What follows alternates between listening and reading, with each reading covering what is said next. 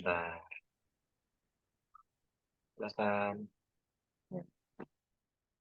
Oke, kita mulai dari nomor satu ya. Nomor satu ini tentang sistem ekonomi. Terus di sini yang ditanyain itu adalah karakteristik sistem ekonomi syariah. Nah, kalau ekonomi syariah itu pokoknya keywordnya adalah dia pakai prinsip bagi hasil. Nggak ada sistem riba, nggak boleh bisnis yang haram. Jadi langsung aja kita tembak di jawabannya yang E. Terus kalau yang A nih, mengutamakan alokasi sumber daya berdasarkan kepentingan individu. Nah, kalau individu di sini, ini mencerminkan sistem ekonomi yang liberal.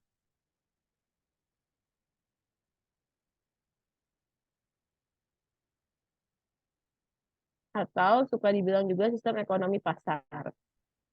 Kayak gitu.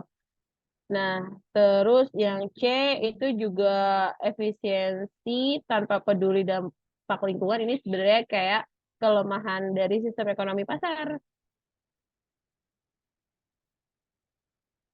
Sistem ekonomi pasar. Kayak gitu. Oke, lanjut aja ke soal nomor 2, itu Bank dan OJK. Lembaga yang mengatur peredaran uang dan sistem pembayaran. Nah, kalau yang mengatur peredaran uang adalah langsung aja kita tembak itu Bank Indonesia. Sedangkan kalau OJK nih, Otoritas Jasa Keuangan, dia mengatur dan mengawasi sektor jasa keuangan.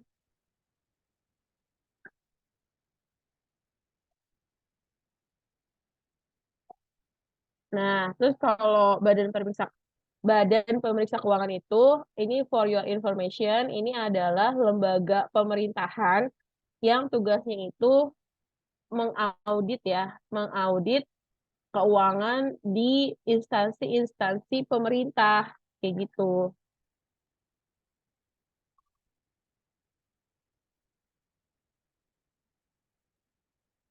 Jadi beda ya antara Otoritas Jasa Keuangan sama Badan Pemeriksa Keuangan. Sedangkan kalau bank umum itu dia menyediakan jasa perbankan, seperti menghimpun dana dari masyarakat dan menyalurkan ke masyarakat, kayak gitu. Menghimpun dana dari masyarakat, lalu menyalurkannya ke masyarakat lagi. Menghimpun dananya itu ya kayak kita nyimpen uang di bank, kayak bentuk tabungan, deposito, atau giro, kayak gitu. Menyalurkan dana ke masyarakat.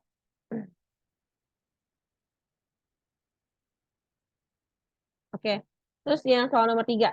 Soal nomor 3 ini akuntansi. Yang ditanyain adalah akumulasi penyusutan.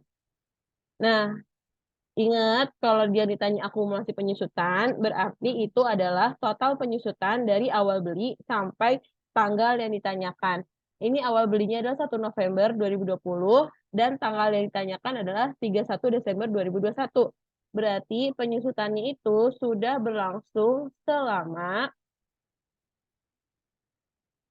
14 bulan ya, gitu. Selama 14 bulan. Coba hitung ya. November, Desember. Terus Januari, Februari, Maret, April, Mei, Juni, Juli, Agustus, September, Oktober, November, Desember. Ya kan? Di Desember 2021 itu 14 bulan. Terus penyusutannya kita hitung per tahunnya adalah 80 juta dikurangin 20 juta dibagi 5 tahun. Nah, berarti ini 60 juta per 5 adalah 12 juta per tahun.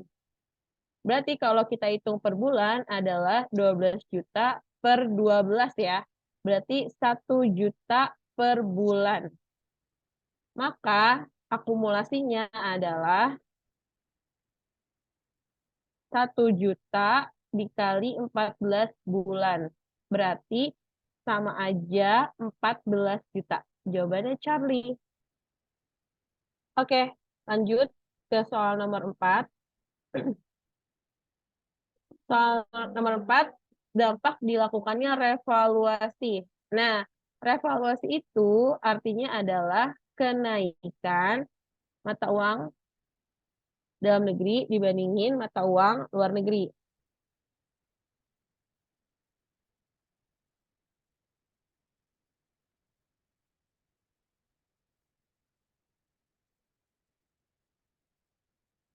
Eh, mata uang luar negeri, mata uang dalam negeri dibanding mata uang luar negeri.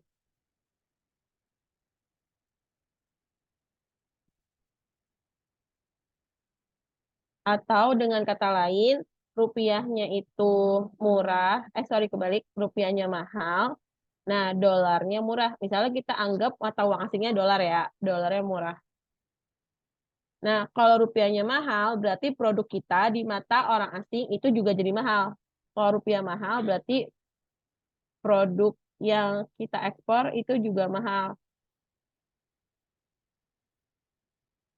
Tapi dari sisi yang sebaliknya, kalau dolar murah, berarti kita impor dari negara luar itu jadi terasa murah. Impor dari luar negeri murah. Berarti kalau ekspor mahal, berarti ekspornya menurun. Ya kan? Ekspornya menurun, nah impornya kan murah nih. Jadi impornya meningkat. Maka jawabannya delta. Kayak gitu. Ya, jadi nggak mungkin surplus juga ya.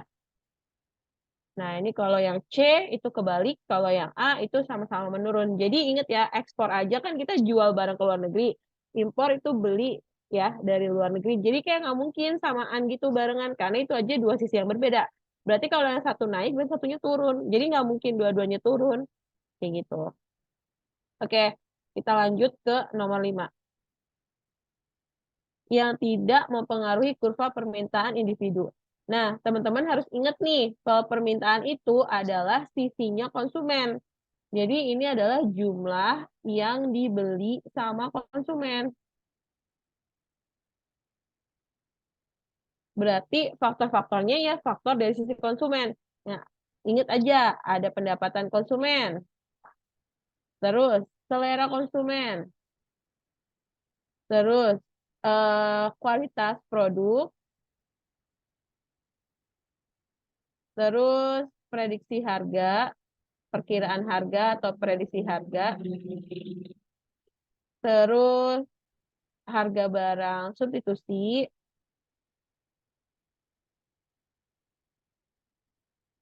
terus harga barang komplementer, sama satu lagi jumlah konsumen.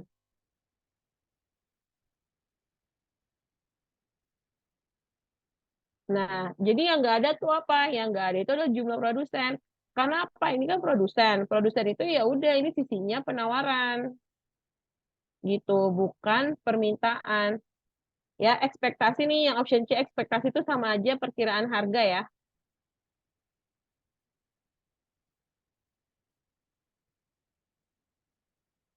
kayak gitu. Oke, kita lanjut. Nomor 6 yang diukur oleh kemiringan kurva indiferensi. Nah, ini sebelumnya sudah pernah dibahas. Kemiringan kurva indiferensi itu diukur oleh marginal rate of substitution. Sedangkan kalau marginal utility sendiri definisinya adalah tambahan kepuasan. Tambahan kepuasan karena menambah satu unit barang yang dikonsumsi.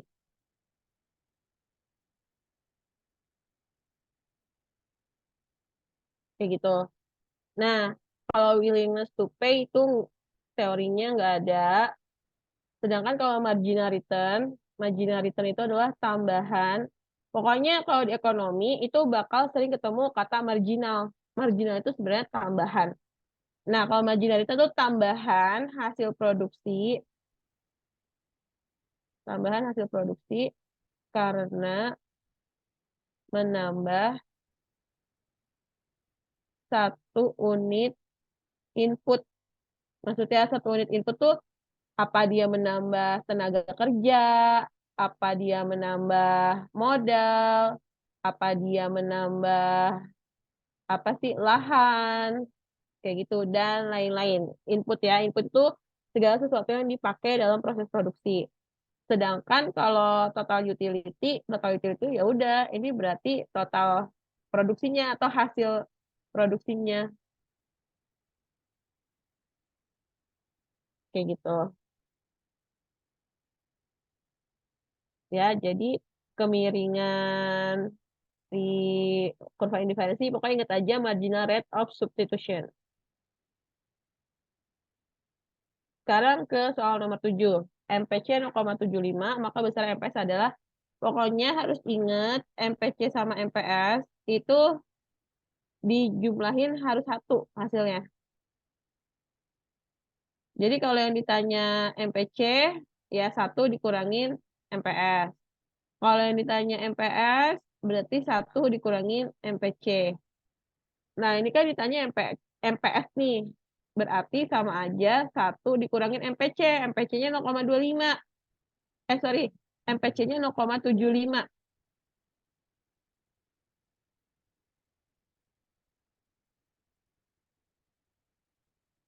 Nah, berarti MPS-nya adalah 0,25. Jawabannya di sini kan nggak dalam bentuk desimal, dalam bentuk pecahan. Ya udah tinggal kita pecahin aja, ya. Berarti ini tuh 1/4 gitu. Kalau misalnya ada yang lupa cara pecahan, ya ini 0,25 tuh sama aja 25/100. Nanti kalian tinggal perkecil-perkecil aja. Kayak gitu. Oke, soal nomor 8.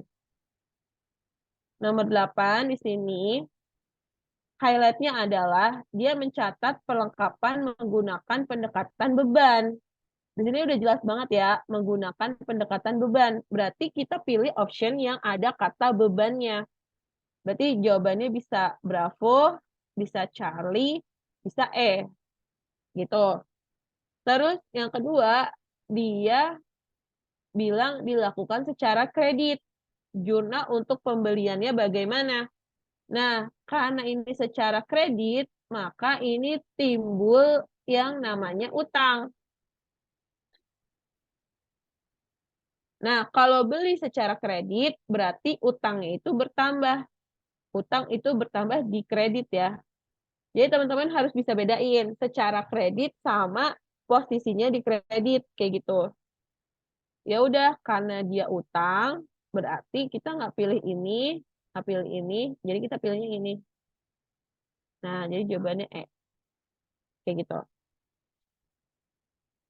Kalau yang option A nih, mendebit perlengkapan dan mengkredit kas, itu kalau untuk pendekatan aset dilakukan secara tunai. Yang B, ini pendekatan beban dilakukan secara tunai tanpa melihat angka ya. Ini berarti pendekatan beban secara tunai. Kayak gitu. Terus ini pendekatan aset secara tunai. Tanpa kita melihat angkanya.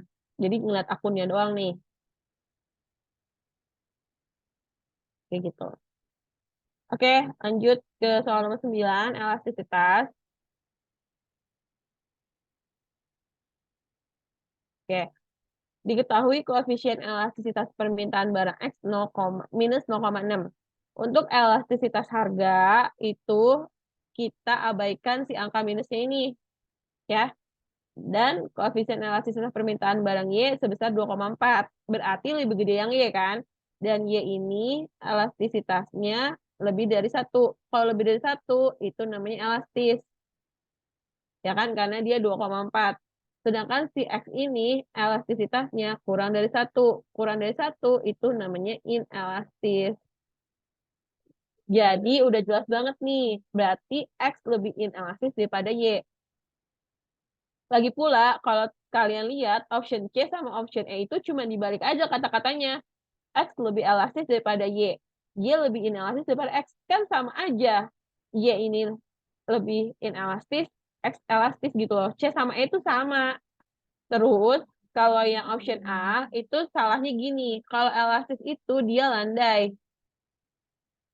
Ya, elastis itu landai. Sedangkan kalau inelastis, dia kurvanya curam.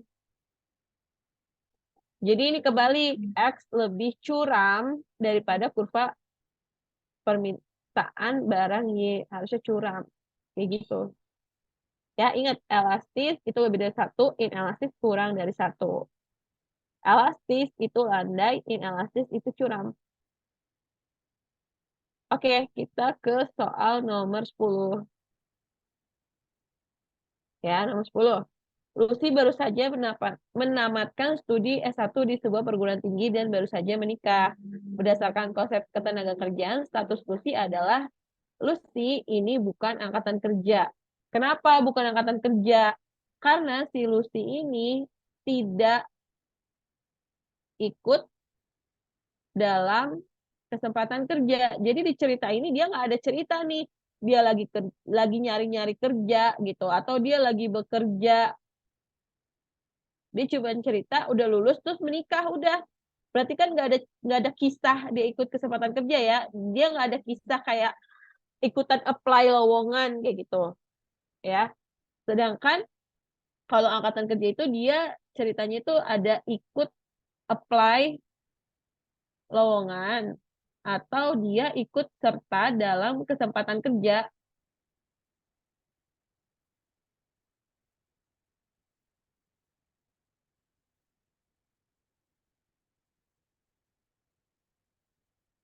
gitu.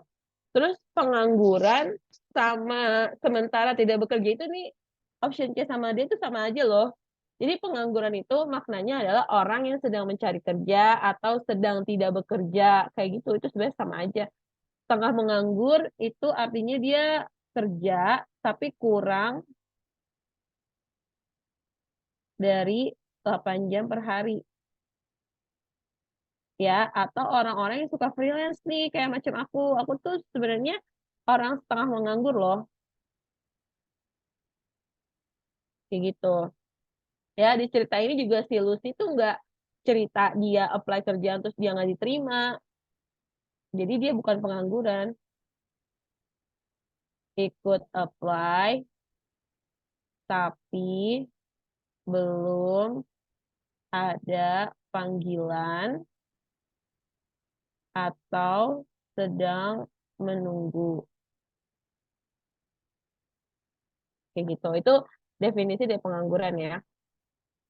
Oke, sekarang kita ke soal nomor 11. Struktur pasar. Struktur pasar ingat ya, ini bab unggulan kalian. Jadi kalian harus baca-baca lagi catatannya. Di sini ada pasar persaingan monopolistik sama pasar monopoli nih.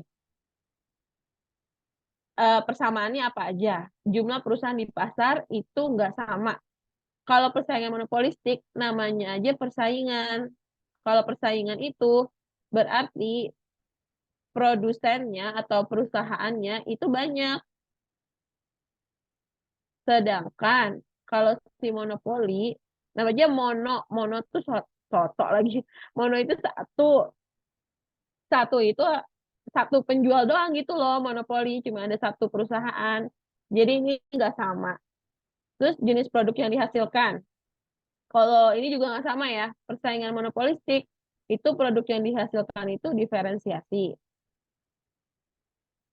Sedangkan kalau monopoli itu sifat produknya itu unik, gitu, beda. Nah, terus kalau kemampuan menetapkan harga, nah ini baru jawabannya yang sama.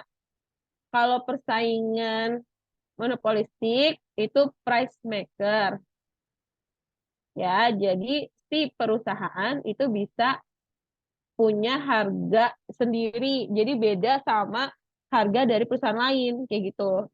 Terus kalau monopoli juga sama, price maker juga. Apalagi dia kan cuma satu-satunya kan. Berarti ya udah terserah dia mau nentuin harga berapa gitu. Jadi perusahaan bisa price maker. Terus cuman persaingan sempurna aja ya yang price taker. Jadi dia tuh nggak bisa nentuin harga. Jadi harga produknya dia itu bakalan sama kayak harga produk di perusahaan lain. Makanya kalau persaingan sempurna itu dibilangnya price taker. Tapi kalau monopolistik, oligopoli, monopoli itu dia price maker. Ya, ingat. Terus kemudahan untuk masuk pasarnya, ini nggak sama ya. Jadi kalau si persaingan monopolistik ini, dia mudah. Ada produsen baru nih, mau ikutan bisnis di persaingan monopolistik juga. Nah, itu mudah. Tapi kalau ada produsen baru mau ikutan bisnis di pasar monopoli, nah itu susah banget. Karena dia udah jadi penguasa di situ. Orang tuh udah loyal gitu ya terhadap produksi monopoli ini. Loyal banget atau mau nggak mau beli. Nah, terus yang terakhir elastisitasnya itu juga beda. Kalau si persaingan monopolistik itu dia elastis. Ya, kalau monopoli aja itu dia inelastis. Kayak gitu. Oke, semoga dapat dipahamin. Nomor 12, koperasi primer. Ya, koperasi primer itu isinya tuh orang. Ya, minimal 20 orang. Ini kalau terdiri minimal 3 koperasi primer ini nggak ada.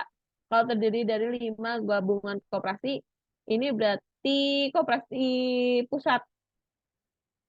Sorry, nggak ada juga. Ini nggak ada juga. Yang benar itu minimal 3 koperasi gabungan. Nah, ini namanya koperasi induk. Nah, kalau minimal 5 koperasi primer, ini namanya koperasi pusat. Nah, sedangkan kalau gabungan,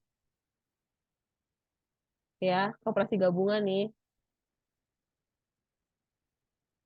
itu dia minimal minimal 3 koperasi, sorry, bukan 3.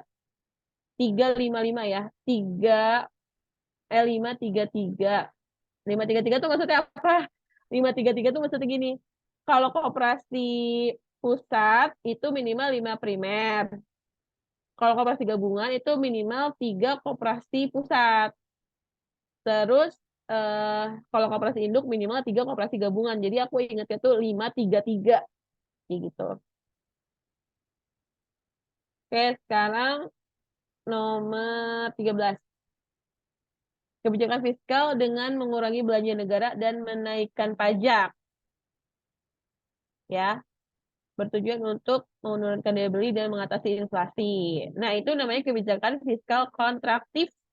Jadi kalau kebijakan fiskal kontraktif ini adalah kebijakan untuk mengurangi inflasi. Lawannya apa? Lawannya adalah kebijakan fiskal ekspansif. Nah, dia ini untuk menambah nih.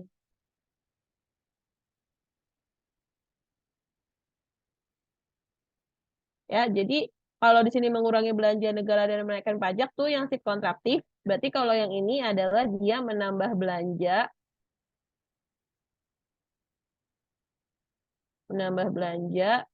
dan menurunkan pajak gitu. Nah, sekali lagi logikanya gini ya. Inflasi itu kan inflasi itu kan harga naik nih, harga naik gara-gara uang beredarnya banyak. Nah, supaya uang beredar berkurang, uang beredar itu adalah uang yang ada di tangan masyarakat ya. Supaya uang yang ada di tangan masyarakat berkurang, maka pemerintah itu naikin pajak. Berarti kan uangnya jadi masuk ke pemerintah dong, ya kan? Terus pemerintah pun mengurangi belanja. Jadi uang itu tetap ketahan di pemerintah. Jadi dia nggak banyak ngeluarin duit gitu loh. Belanja negara tuh kayak pemerintah ngeluarin duit buat pembangunan, pemerintah duit buat subsidi. Nah, kalau ditahan uangnya berarti jadi nggak beredar. Nah, itu namanya kontraktif tuh kayak gitu. Sedangkan kalau menambah belanja kan itu berarti jadi keluar uangnya. Nah, itu si ekspansif tuh. Ya, semoga bisa diingat dan dipahami. Terus jangan lupa kalau kebijakan fiskal itu kebijakan yang dibuat sama pemerintah. Itu tuh buat ngatur pendapatan sama belanja negara. Sedangkan kalau si moneter itu yang bikin adalah si bank. Ya, jangan sampai ketukar. Tapi kalau kontraktif, pokoknya mengurangi uang beredar, mengurangi inflasi. Kalau ekspansif, itu menambah uang beredar, menambah inflasi. Ingat ya, expand. Expand tuh memperbanyak, memperluas, menambah. Kontrak tuh tarik, ambil, gitu ya. Jadi uang beredar ditarik, diambil, dikurangi. Sekarang kita ke kebijakan fiskal dan moneter yang part 2. Yang part 2 nih.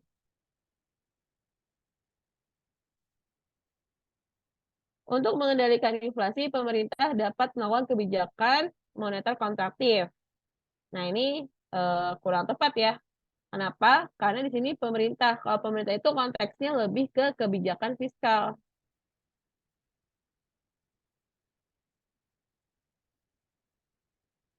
Kecuali kalau pernyataannya itu adalah Bank Indonesia. Nah, kalau Bank Indonesia tepat tuh. Untuk mengendalikan inflasi, Bank Indonesia dapat melakukan kebijakan moneter kontraktif. Nah, itu baru benar tuh kalimatnya. Tapi kalau dia kalimatnya pemerintah, nah itu nggak kurang benar. Nggak tepat. Terus, kebijakan moneter kontraktif dapat dilakukan dengan cara menjual surat berharga. Nah, itu benar. Jadi, kebijakan moneter kontraktif itu bisa ditempuh dengan cara jual surat berharga, naikin bunga, ya, atau diskonto, terus naikin giro wajib minimum.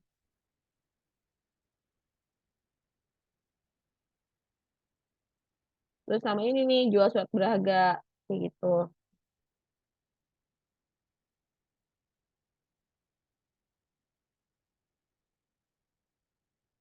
Jadi, pernyataan atasnya salah, pernyataan bawahnya benar. Nah, option salah benar itu ada di sini. Option D. Oke, soal nomor terakhir. Berikut pernyataan yang salah terkait struktur pasar persaingan sempurna. Nah, pasar persaingan sempurna yang poin 1 itu salah. Kenapa? Karena pasar persaingan sempurna itu bukan menghasilkan barang yang terdiferensiasi. Kalau yang terdiferensiasi ini namanya persaingan monopolistik.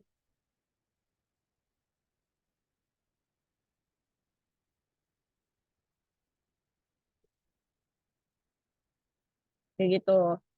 Ya, ini yang salah. Kurva biaya marginal memotong kurva biaya rata pada titik minimum. Nah, ini sih semuanya benar ya. Ini benar. Ya, jadi kalau teman-teman ngelihat tulisan MC, biaya marginal itu MC ya, lambangnya marginal cost. MC memotong biaya rata-rata tuh AC, average cost.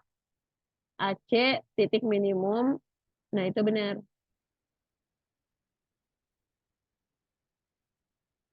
Tuh, perusahaan memiliki daya monopoli salah. Dia nggak punya daya monopoli sama sekali. Kenapa? Namanya aja bersaing. Bersaing secara sempurna. Ya berarti dia, si perusahaan ini tuh nggak bisa ada kekuatan menguasai pasar. Kan saingannya banyak. Udah gitu bersaing secara sempurna lagi. Barang dagangannya sama. Gitu. Gimana mau monopoli? Jadi persaingan sempurna ini produsennya banyak dan barangnya samaan atau bersifat homogen. Nggak ada pembedanya. Gitu. Terus berproduksi pada tingkat output di mana penerimaan marginal sama dengan biaya marginal. Ini penerimaan marginal itu MR ya. Biaya marginal itu MC. Nah, MRMC itu ingat ya, always. Ingat, dia itu always mengarah ke tujuannya adalah laba maksimum atau rugi minimum. Nah, kayak gitu. Oke, selesai pembahasan soal ini. Semoga dapat dipahami ya, dan semoga bermanfaat. Dah, wassalamualaikum warahmatullahi wabarakatuh.